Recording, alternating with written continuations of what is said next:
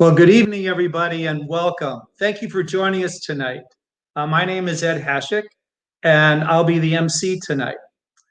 And this show tonight, you're going to be hearing from Ben Sorensen, the City Commissioner and Chairperson of an Public Art Committee here in Fort Lauderdale. And then you'll hear from Rebecca Bradley from Cadence. We'll explore Flagler Village's Mockingbird Trail. And then we'll meet one of FAB's corporate partner, Denise Elia. After that, we're off to Oregon and Washington, to learn about Gallery Without Walls. There will be a Q&A following the presentations. So I'd ask if you have questions, please submit them during the presentations. And at the end of presentations, we'll have the Q&A. So I hope you have your beverage handy, because sit back and enjoy the program. First off is Ben Sorensen. He is Fort Lauderdale City's Commissioner of District 4 and chairs the Public Art Committee. So welcome, Ben, to FAB Presents. Thank you, Ed. It's great to be here with you. Thank you for allowing me to spend a little bit of time with you, and thank you to all the FAB supporters and friends. Especially like to thank Gail Augustin, who invited me to join tonight, and also my other good buddy, Bonnie Barnett. So hello, ladies. Great to be here. And what I thought is I'd just maybe give you a little bit of some of the amazing arts and culture work that's happening in the incredible city of Fort Lauderdale. And would love to have your engagement and support of any of these initiatives that wanted to share with you. So as Ed mentioned, one of the really exciting projects we've moved forward as a city commission is a new public art and placement advisory board. And so this is the first time ever in the city of Fort Lauderdale we're going to have a board like this. And you're looking at beautiful pictures of the Fort Lauderdale Airport, which the city, in conjunction with Broward County, mostly Broward County's amazing work, has led to some just great art projects at the airport and the seaport. This Public Art and Placement Advisory Board will be comprised of 7 citizens, 7 neighbors here in the city of Fort Lauderdale, including several artists as well as supporters of art in the public spaces. And they will be convening monthly. Their first meeting is actually tonight. I'm not the chair. It's going to be purely non-elected officials led. And we've just got some great folks on this board. And we as a city have formed for the first time ever a public art fund. And so what that is going to be is going to require anytime there are developments, real estate developments in downtown, developers will have to contribute to the public art fund for placement and purchase of public art. So this is going to be very exciting. And this advisory board will basically help select art exhibits, will help select projects, will direct expenditures, and focus on placemaking. You see some amazing placemaking that's happening at Port Everglades. So that's one of the really exciting portions of our art in the city of Fort Lauderdale. We work hand in hand with Broward County Cultural Art Division, which is led by an amazing individual named Philip Dunlop and Meredith Clements. Those are 2 fantastic individuals that help partner with the city in doing some of this amazing work. Additionally, just personally, my wife works at the NSU Art Museum, so the Sorensen family is 100% into art, and not only the importance of it culturally, but art tourism, cultural tourism. This is a part of who we are as a city and as a county.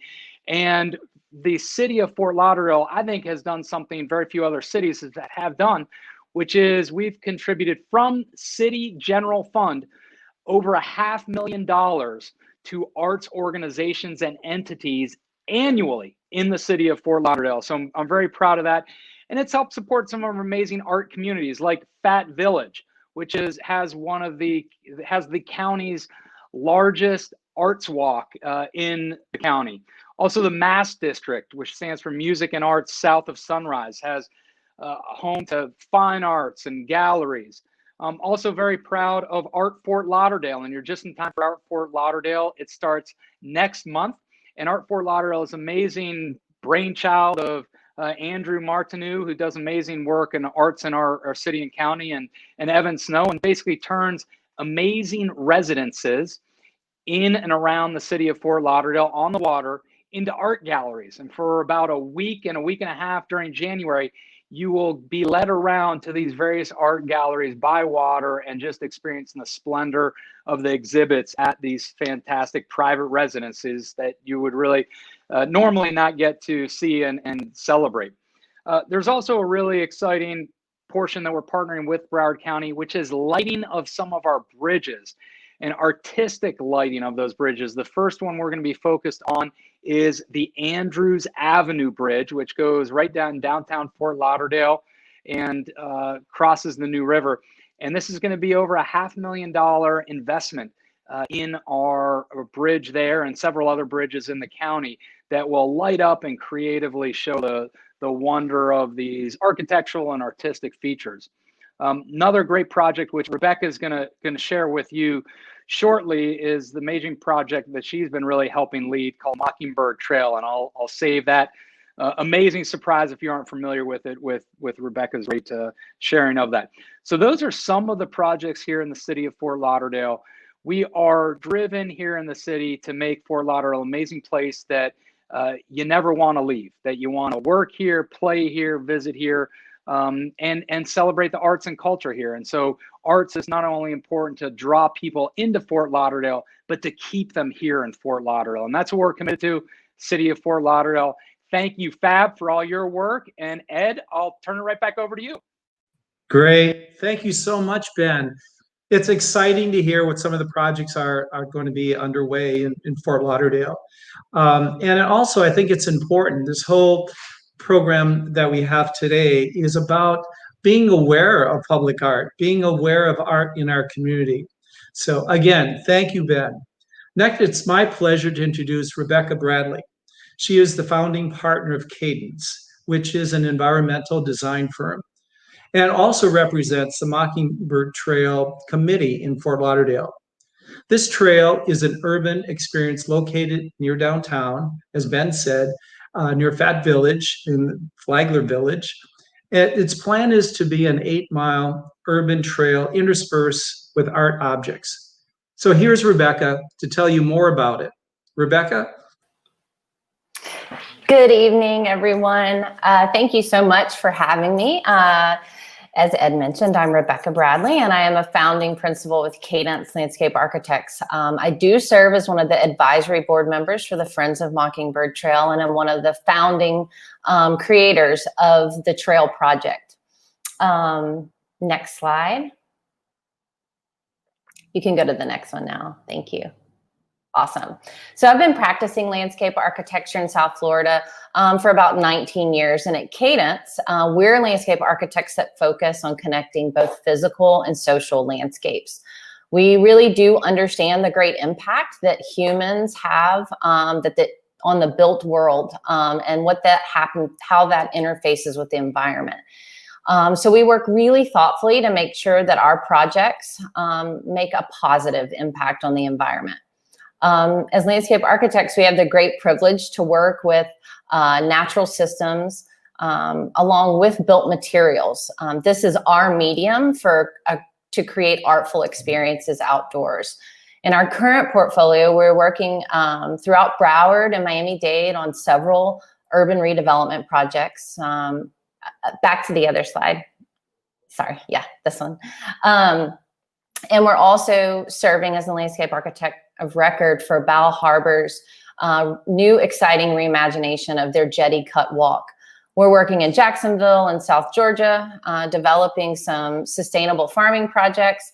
And we're also working with the Northwest Louisiana YMCA to create an outdoor education center that's about 112 acres. In each of these instances, we utilize plants, stone, wood, materials, concrete to create and compose places where both humans and nature can flourish. But another thing that all of our projects, almost all of them, have in common is the component of public art. Next slide, please. In our experience here in Fort Lauderdale, since we started Cadence in 2010, we've had the joy of pushing the envelope of creative placemaking in Fort Lauderdale. Through projects like Better Block Fort Lauderdale, Revel on the Block, Play Your City, and of course, Mockingbird Trail that we're going to talk about today, each of these projects uses the art of community engagement to inform the final outcome of a project. After several years that we were doing these demonstration projects in the small kind of confines of Flagler Village, Cadence, alongside other community members and artists, endeavored on this idea of the Mockingbird Trail. So in 2014, a group of us created this exploration-based public art trail project, and that's when this first idea was born. Next slide. So this group of community members, which consists of Sarah Rupert from Girls Club Collection, and Valeria Yamamoto, who is the artist we worked with out of Miami, Gage Couch, myself from Cadence, and two community members, April Kirk and Chad Scott. This was the group that, really looked into this project and decided that we wanted to collaborate and create a project for Fort Lauderdale.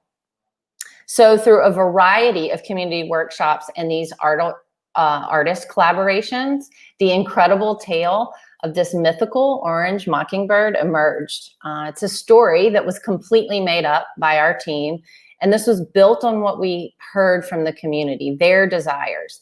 There was a need for a story that resonates and inspires artists and our community members to want to know more. Where is this bird? How did it get to Flagler Village or to other neighborhoods of Fort Lauderdale? What is its evidence of existence in the form of public art sculpture?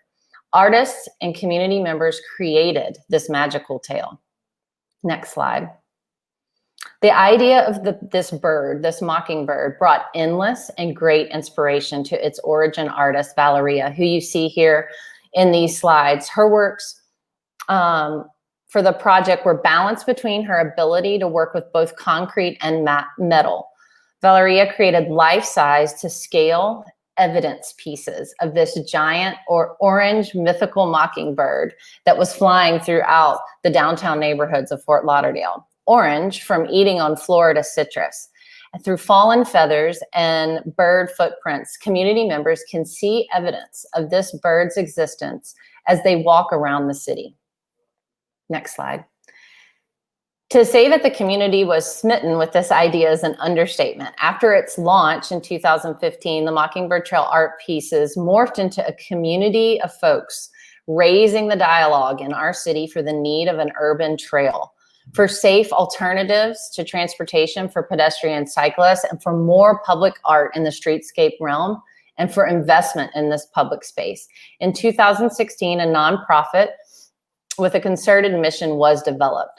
This board wanted to push the story of the mythical bird. How could this story be riffed on with different artists and another community engagement project? So partnering with the Lighthouse of Broward and the artist collective Unconventional, another creative placemaking project was brought to the city by the Mockingbird Trail Board. The next slide is going to be a video, and you can see a little bit about our multisensory mural located on Andrews Avenue called Main Course. You can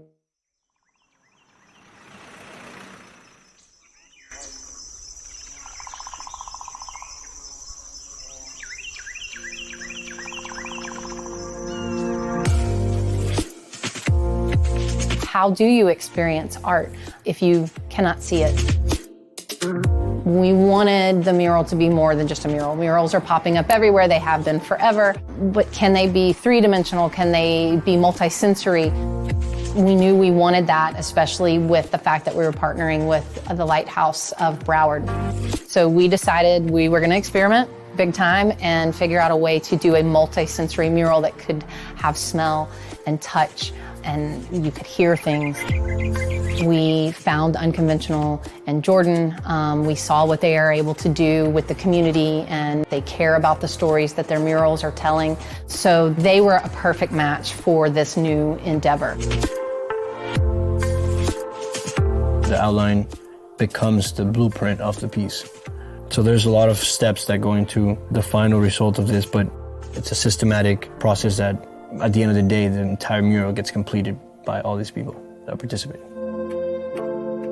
Our first artist that we worked with, Valeria Yamamoto from Miami, helped us come up with this mythical mockingbird who has been feasting on citrus and has turned orange and is giant and is elusive in our neighborhood. Basically, my role in this was to design a visual based on everyone's ideas and concepts behind the mockingbird. No one has ever painted my walls for me, so this collaboration is a first for me to paint with and collaborate with visually impaired people and what they contribute to a piece of art and how special that is. Really are creating a win-win scenario for everybody involved. We have local businesses that are supporting the arts. We have artists who are benefiting in getting their message out there.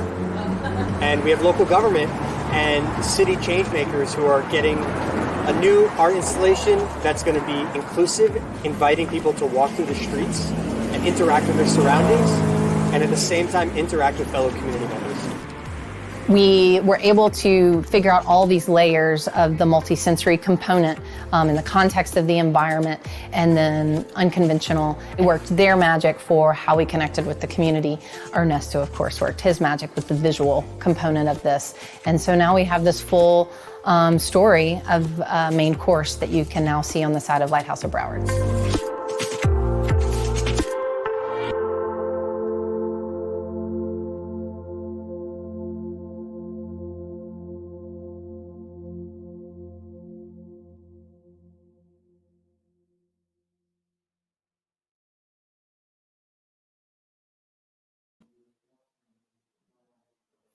All right, next slide. So I definitely want to thank, hopefully everybody saw at the end of that, the Community Foundation of Broward. They have funded both of our large-scale community engagement and public art efforts, the Mockingbird Trail organization. So a huge thank you to them for their continued support for our efforts to do quality creative placemaking in the city of Fort Lauderdale. So with more excitement and more investment after this project took place, the private business community stepped forward and the board set out to transform what was first, as you'll see on the left of the slide, a smaller neighborhood exploration art trail into what you see on the right side of the slide now, which is a bigger, bolder, citywide trail that knits together the diverse and vibrant downtown neighborhoods we have in the city of Fort Lauderdale. This trail stretches east to west across the FEC rail line and north and south across the river. Next slide. Today, the board is working tirelessly to demonstrate to the city of Fort Lauderdale the immense value that this organization brings to our community and its commitment to creative placemaking with public art and community engagement at its heart. Public outdoor spaces are common ground. They are not leftover spaces. When proper community engagement is performed, when creative minds are tapped to design these spaces, and when artists' talents can be displayed in public space, these are spaces that transform our cities. When spaces are designed for all people with input from the people that live there, they are spaces that heal. They are spaces that inspire, and they are spaces where we can all come together outdoors. Next slide. So this is just kind of showing, breaking out that first image you saw, how we see kind of landscape architecture as public art, all the elements in place to create a unified place, an outdoor gallery for people to understand their surroundings when they move through the city. Next slide. So in closing, I would be remiss to not share with all of you the true challenges, though, that public artists and organizations like this face.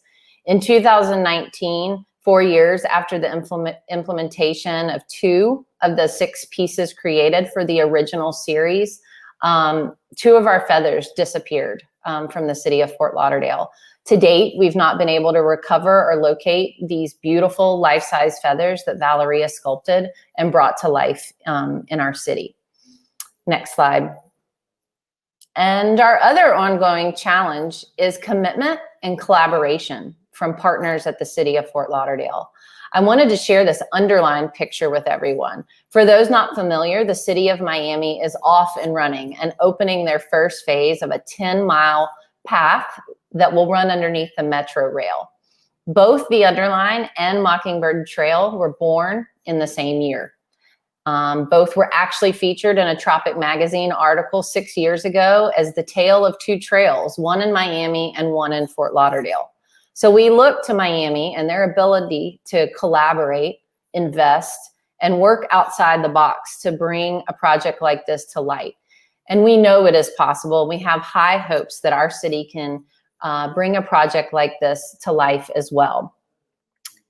So in closing, last slide, if you're interested in supporting the trail to learn more about it, please connect with us. You can contact me directly. Some information here is for my direct contact information. You can also search Mockingbird Trail on Instagram. There's a website, and join our email list. There's a great group of board members working very hard to bring more public art programming and community engagement projects to the table in 2021. And they are working really hard to create a better, greater vision of public art and streetscape projects for our city residents and visitors to enjoy. So I appreciate your time tonight. I look forward to the question and answer session. So back to Ed. Great. Rebecca, thank you so much.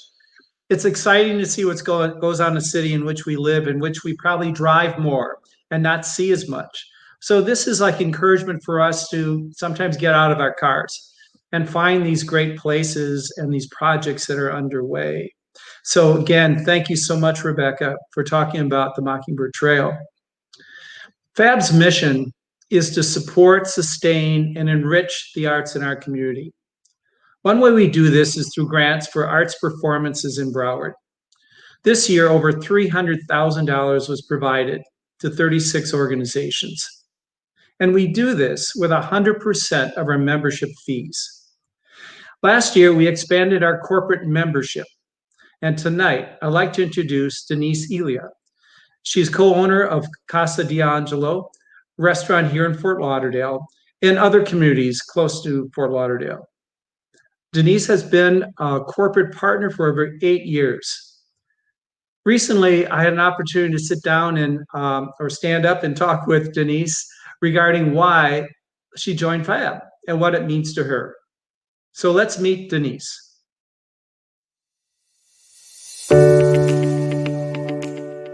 I am pleased to be here at Casa D'Angelo restaurant, and I'm with the owner, Denise Elia.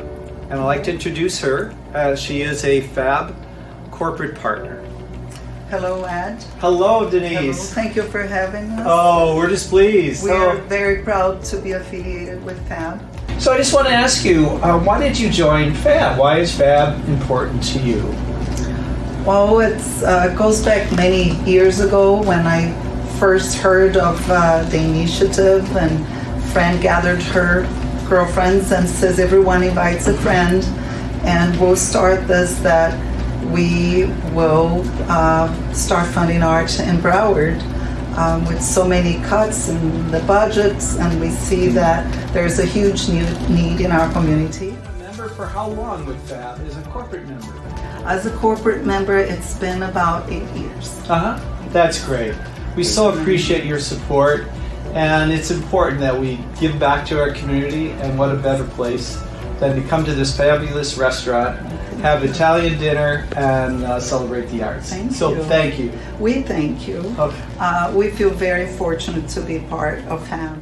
When I joined FAB, I realized how little did I know about our community and what it has to offer. So I thank you for bringing it to us and making it so easy for us to help. Great. So bravo to FAB. Thank you. All right. Thank you so much, Denise. Thank you.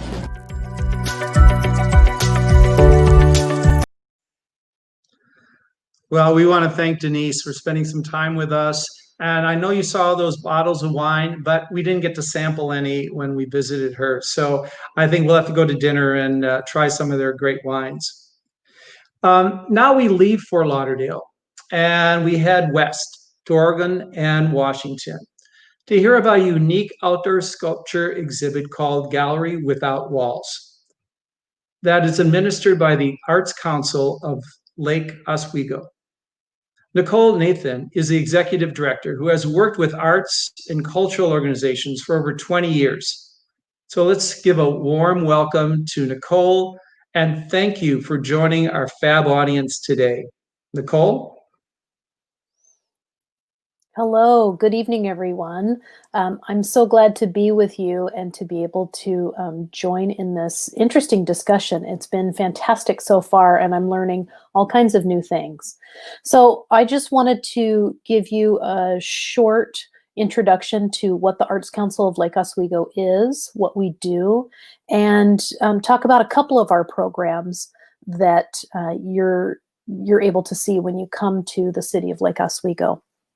So we are just outside Portland. We are a suburb of Portland, and Lake Oswego is about 40,000 people. It's a very well-off suburb, and that is one of its claims to fame. And it is home to many beautiful houses, park systems. It's very bucolic, and people really love their community. So all along throughout the 1980s, art has been a major part of importance in the city as well as the community. And there has been, there was a arts board or arts commission, which was part of the city, like a regular board and commission, all throughout the 80s and 90s. And then in the very late 90s, 1999, 2000, it came to everybody's attention that there was the ability to do different things and much more extensive things with the arts and with public art if the organization, if the board, which was city run and all volunteer, if it was somehow associated with a nonprofit. So at that point in 1999, that's when the Arts Council came to be. And we were established as a nonprofit, and we're an interesting hybrid because while we are a nonprofit, we do contract with the city of Lake Oswego to run their public art program.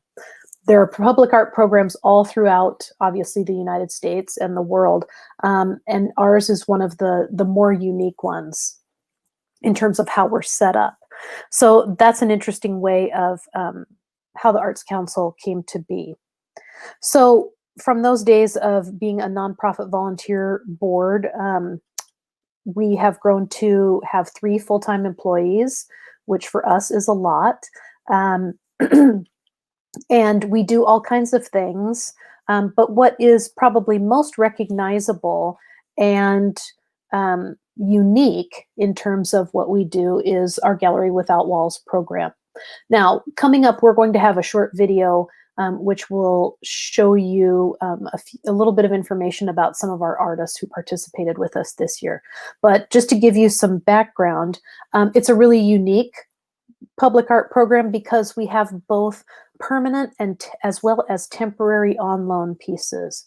So there are over 80 sculptures throughout the city and throughout the whole city of Lake Oswego, east to west and north to south. And those 80 sculptures, of those, roughly about 50 are owned and in the permanent collection of the city.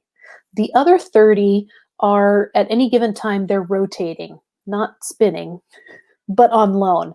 And so those pieces are here temporarily. They're here for a period of 2 years. And during that 2 years, they are available for sale. They're available for that you can purchase them. You know, a corporate sponsor can purchase them, a business can purchase them, an individual, any of those things. And then at the end of that period of those 2 years, they go either back to their artist, they go to another program. But what's really great about it is that we get something new every year.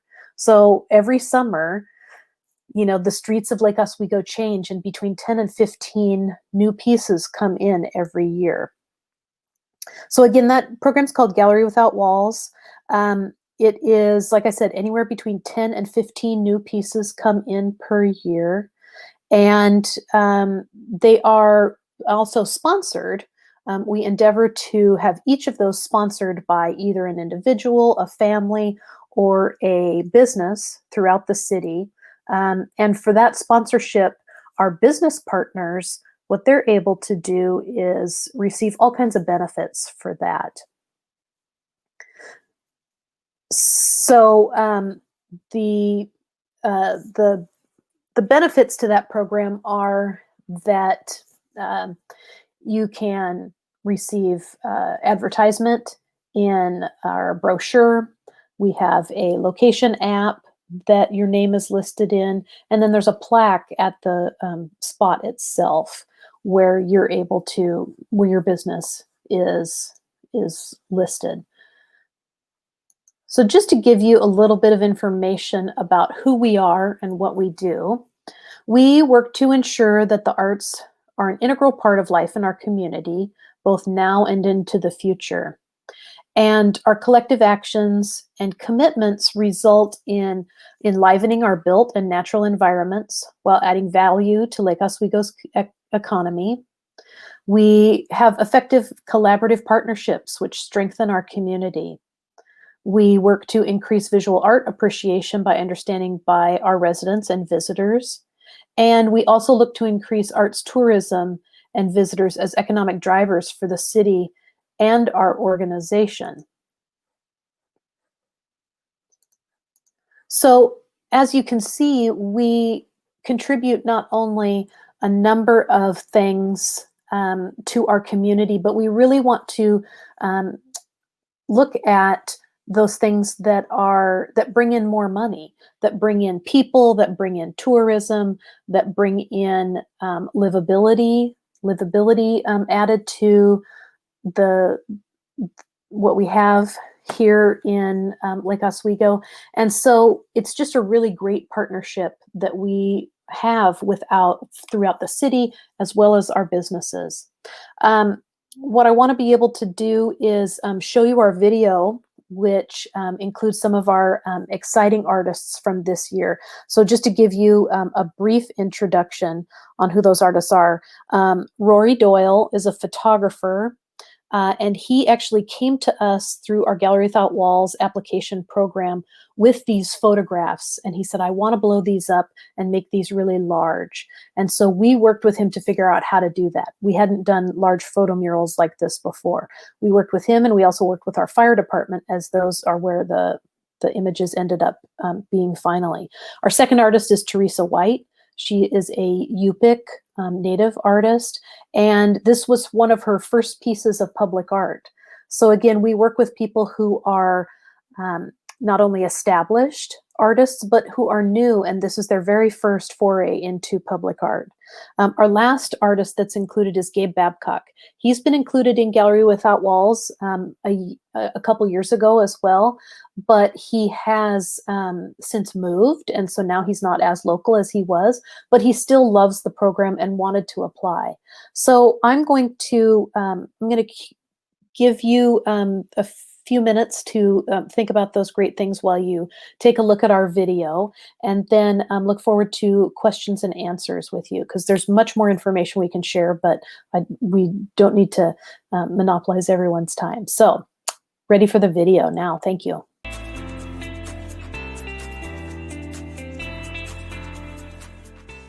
My name is Rory Doyle, and I have two pieces in the Gallery Without Walls exhibition this year, both from my Delta Hill Riders project. One is titled G Rise Up, and the other is titled Young Riders. I applied to Gallery Without Walls because I do feel the significance of public art, and in my case, as a storyteller, a photojournalist based in rural Mississippi, this particular exhibit is a great way for me to help share the stories of the people within my project. So my process, I do shoot with digital cameras, so digital photography. There's quite a luxury of being able to shoot, especially with moving subjects like horse riders. and working with digital cameras gives me the luxury of firing off quite a few frames to capture some of the action. I think that public art is important because it is education. It introduces people to things that they may not know. In my case, as a photojournalist, the artistic approach of telling a story and introducing people to different topics, themes, or conversations that are created as a result of art in a public space.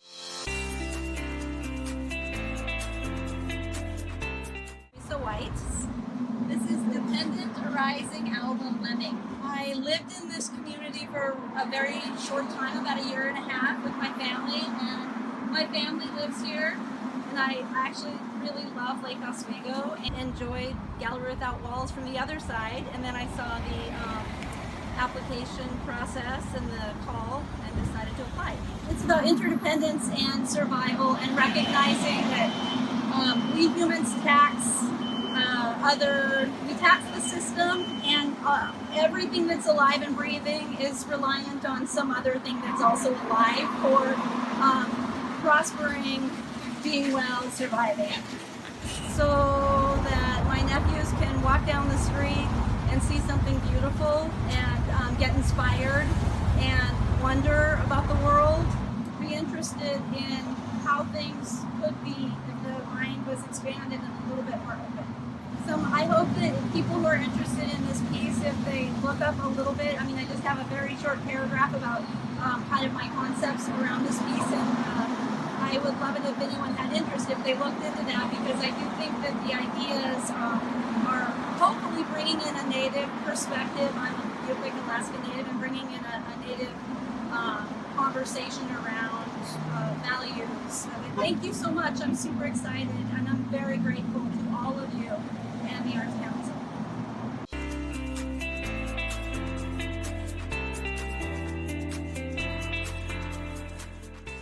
My name is Gabe Babcock, and the title of my piece is Raven. I applied to the Gallery Without Walls public art program because of the people that manage it and the community that supports it. This is my second time doing it, and I feel like everyone is family, even though I've only met them 3 times. The community members that show up bring a wave of positive energy that is contagious, and everybody has a good time while we're installing the piece. This piece was inspired by watching a raven in flight. From the reflection of light, the black bird flashed to white, then back to black. The contrast of that moment stuck with me. Curiosity swelled, and I wanted to create a piece of art to bring that moment back to life. It is composed of basalt, cedar, and steel, local materials for local people to connect over. Basalt being the floor of the Northwest, cedar being its sacred tree. It is made entirely of recycled materials, either from the classifieds, scrap piles, or repurposed from my own personal projects. For me, recycled materials inspires me to think creatively and forcing me to use what I have rather than what I want, an important aspect of all my work and a responsibility for me as a human on this planet. I think public art is important because it provides a safe place for people to appreciate art without feeling intimidated by a museum or gallery setting. It also adds character to an environment, bringing people together and inspire people to think beyond their personal selves.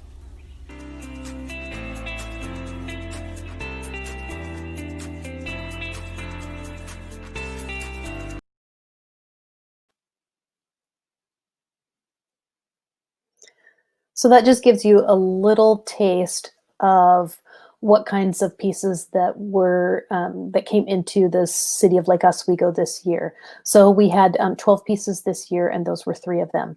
One of our former participants, who has been an artist with us in the past, is Pat McVay, and it is my pleasure to introduce him. He lives in far northern Washington, and will tell you a little bit about some of the programs that are going on around him.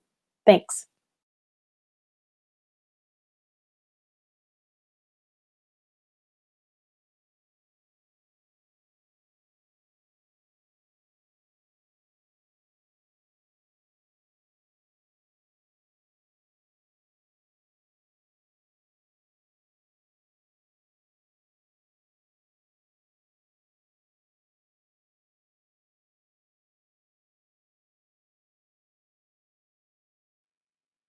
Hey, Pat, we can't hear you. So you might have to start over. Just unmute yourself. And Am I unmuted now? yes, now we can hear you playing. Very good. So Thank you. I'm very technically challenged. I had to have my teenager help me get started. don't we all? Well, thank you, Pat. All right, thanks. I'm a full-time artist that lives on Whidbey Island, north of Seattle. And I've been participating in these programs for about 22 years now. And so I average about one program a year. I don't always get accepted. Sometimes I get rejected. And so Lake Oswego in Oregon has been one of the very nice ones I was in. And I wanted to give credit to the fellow who started all these programs in our area. His name is Richard Byer. And if you bring up the first slide, it has one of his sculptures. He had a very, this is the troll that lives under the bridge. And he was very instrumental in getting this project going for the city of Seattle. The Fremont area of Seattle is a very artsy area. And Richard had the idea that people should be able to choose their own public art. And so they would have competitions to see what the public would like. And so rather than having an art committee choose the public art for you and place it somewhere, people got to vote. And so this was one of the pieces that he got the University of Washington Architectural Department to help design this. And I don't know, you can't see it, but there's a life-size Volkswagen in the hand of the troll. If there's another, the next slide might have another very popular, oh, okay, well, I guess we don't have that one. But so Richard Byer thought that if communities could have these art programs, then maybe they could set up they could have a brochure for the public to go around and see art, and they would get a chance to see these pieces out in the open for several months or up to a year or 2 years, and in the end get to hopefully buy one of them or two of them and add them to their permanent collection, just like Lake Oswego's done. These next few pieces will be some of the ones that I've done before. I use recycled wood, already trees that are already down. This piece is about 8 feet high, carved out of one piece of wood, and it was part of a series of salmon that I was doing. And we installed this in a park downtown in Bellevue, Washington, with just using some bits of some concrete and fastening it down so that if people want to climb on it, that kind of thing, nothing's going to ever fall over. If there's an earthquake or a big wind, you always want to be careful that the public's never going to be hurt. So they're not that complicated to install. And if we roll through these slides, I can talk about the next slide. This is another in that series. And in this case, we wanted to put the sculpture up in the air because where the location was, parked cars were going to be there. So we wanted to place it up above the level of any SUV that might be parked there so the art could still be seen. And on the next slide, it shows how we used the other way. We used a boom truck, which is basically a small crane, to install this piece. And we just and then volunteers come out. It's really great to go to these shows because you meet all kinds of very nice people, and it doesn't take us that long to get these things in place. And the next slide can show you. Here's another place we put near in a small park. There's 5 pieces installed here. Some of the places or towns use slabs of concrete, which are established areas for the rotating art. And so on the bottom of each sculpture is some kind of metal so that can be fastened to these pieces, fastened down to the concrete slabs. The next slide shows how this piece is installed near the waterfront in a little community. And they have a system where there is 4 sets of bolts in the ground already. And so the artist has to conform their sculpture to that plinth and be able to fasten it to those bolts. And then the bolts are fastened down with a special wrench so that nobody can just come along and undo them. So this piece is about 8 feet high, so you would not want it to be tipping over or anything. And they're securely fastened, and this show goes on for a year. The next slide, artists don't always have a big budget to install pieces. So here I am with that same 9-foot sculpture in my little truck on my way to deliver. And in this case, we didn't need a machine. We were able to tip it out with 3 people and onto the 4-bolt pattern. And so the next slide shows how a sculpture can be put up against a wall. And most people with a wall do not want any fasteners put into that wall. So what we did here was we put a screen behind it of what's called hog wire, and it's people use it on for fencing and decks, and so that can be planted into the ground, and then the sculpture fastened to that. And so the next piece is a collaboration I did with a friend where she painted the glass and so these sculptures can be placed along a pathway so that people passing in both directions see something nice. And in this case, we had a larger version of this where we separated a part of the park and the parking lot near the library and created a nice art barrier there that looked nice. The next slide would be me. So some of the walking tours, this is a brochure that Lake Oswego has, and if you're going to have a program, not everyone is into print anymore. A lot of people use their cell phones for everything. This piece, the merchants love this because it parades the artwork. It puts the artwork around to the different parts of the community. And so people parade around and find the artwork, and then they find the little restaurant next door or the shop next door. And so it really helps with the local merchants love it. Here's a typical plaque where there's a QR code here that people can scan in with their phones these days. A lot of people don't like maps anymore. And so it also has information on the plaque about who the artist is, how it's made. If it's for sale, it's very important to help out with the artist because not all of them are wealthy, and so they make their living this way. So for me as an artist, and you want to have at least a hope that maybe it'll sell, or maybe it would become part of the permanent collection. And if you can create most of your funding by donors, that's a great thing. Artists expect that maybe a commission is taken when something sells, so that's reasonable too. Try to keep the percentage low. And then one final thing that Richard Beyer, the guy who got all this started, he had a great idea where if you have a nonprofit and you have a donor that can purchase some art and donate it to the nonprofit, that could be the art trail, the library, the school, whoever has a 501c3 tax status can accept this donation, and then the donor who purchased this can get a tax write-off, and then meanwhile the artist gets paid for their art. If an artist just donates art, then they can only write off the amount of the cost of what it cost to create it. So if Picasso donated a painting, he could write off the amount of paint and the canvas that he used and the framing costs, and that's about it.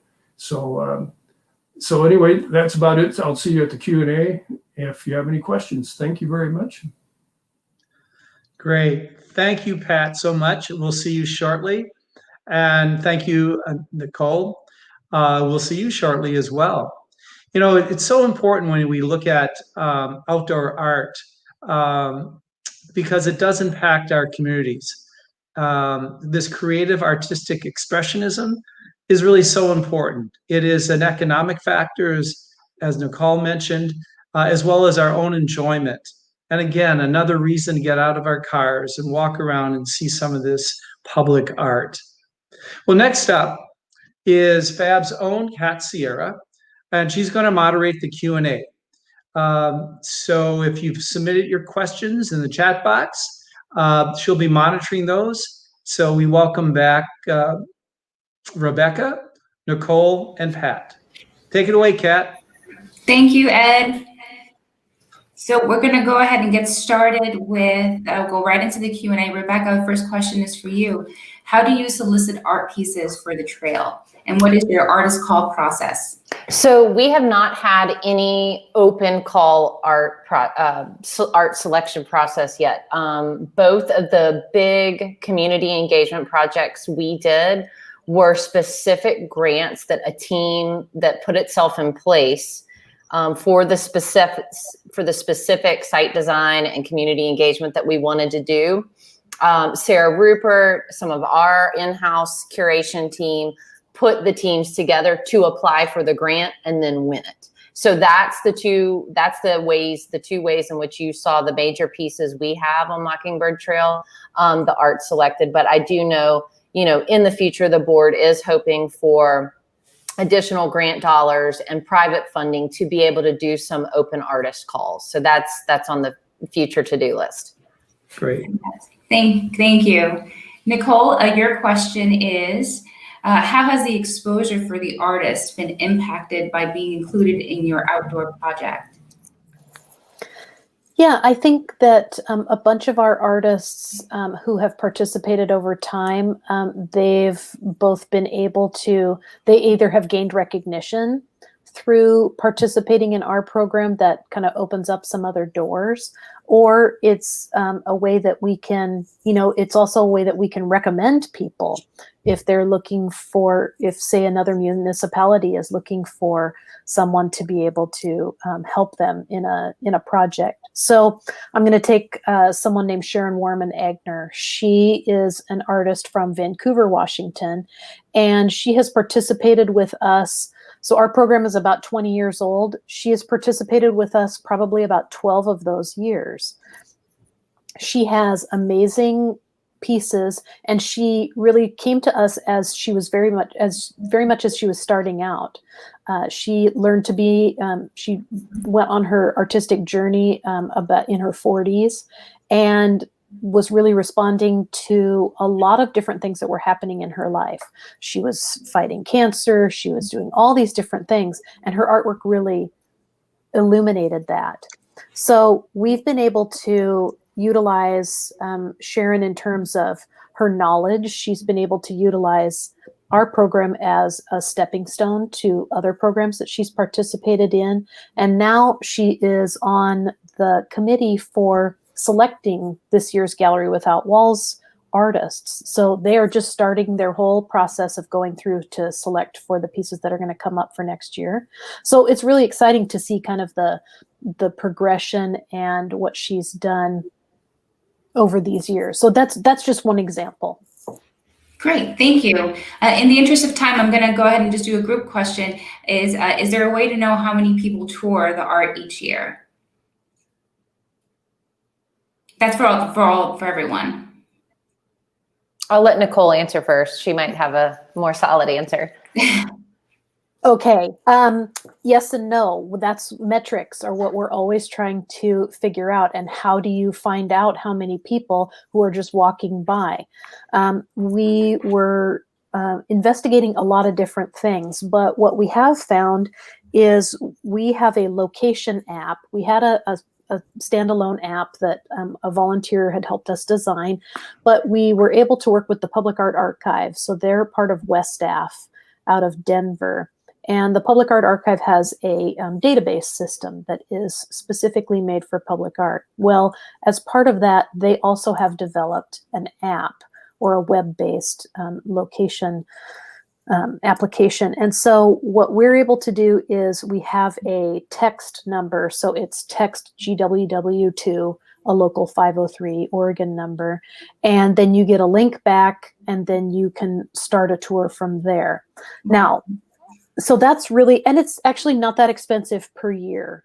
We're a super small organization and we can afford it. So, that's one way that we've been able to do it. But like Pat showed you, we also print, 15,000 brochures. They're out in the community. People are able to pick those up. So again, you can't capture, kind of that, how many people just walk by. If somebody comes up with a good answer for that, So I'm all for it. we have a wish list item for that. That's kind of been one of our hoping to get a grant for dollars for, is to have an actual trail counter. There's digital trail counters. And so for us, since our artwork, it may be more difficult, ours is hoping to follow a certain route, and we want to get a certain quantity of trail counters. So when someone walks by that, that number is just ticking. So that does a lot of things for metrics. It helps us show how many pedestrians are, using this. How does that change over time? And, hoping that we could do that in a highly creative way, so the trail counter itself becomes a piece of public art. Great. Well, I want to thank all of you for participating today. It's been a fabulous program. We're all more informed now on public art and how beneficial it is to our community. And I'm going to go ahead and hand it back to Ed. Ed? Well, thank you, everybody, for participating. I want to thank the folks who put the production together. It's our first time. We're working with Jesse and Angela, and certainly Kat, for this innovative FAB program. Also to thank the committee, the FAB committee, that thinks up all these great ideas, to Gail Austin Copen and Vicki Stolberg for their research. This year, FAB has met the challenge of engaging our memberships through these monthly FAB Presents. We anxiously await when we can, all to be safe again, that we can have our interactive social events coming up. However, right now, we feel this is our best way of connecting our membership with various topics, interesting topics. So mark your calendars for the next FAB Presents. It's on January 11th, where we will visit the Image Museum and learn about Studio Glass movement. So again, thank you so much for joining us tonight. We always welcome your feedback and suggestions. And so until next time, have a great holiday season, and we'll see you at another FAB Presents. Thank you.